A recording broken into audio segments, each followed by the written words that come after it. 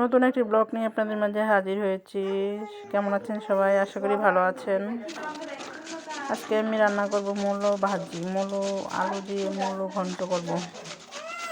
মূলো ঘন্ট করার জন্য আমি মূলা ধুয়ে মূলা কুড়িয়ে নিচ্ছি।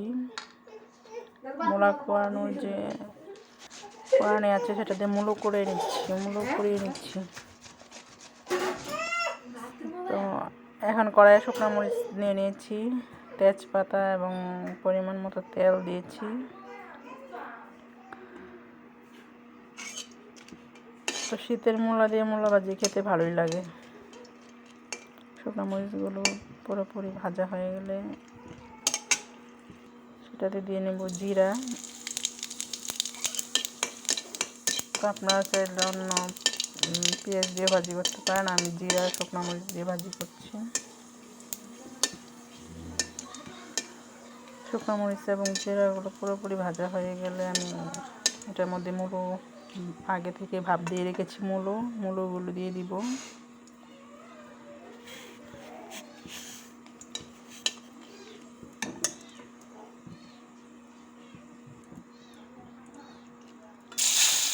মূলোগুলো দিয়ে দিচ্ছি।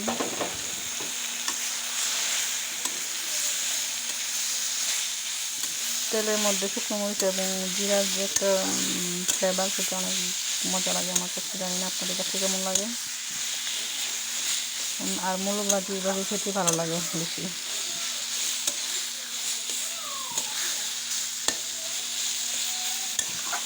তো একটু কিছুক্ষণ রয়েছে, এটাতে আমি আগে থেকে দিয়ে রেখেছি হলুদ এবং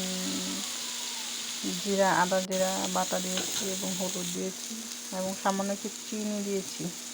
এখন দিয়ে নেব এলাচি এবং দারচিনি ফ্লেভারের জন্য।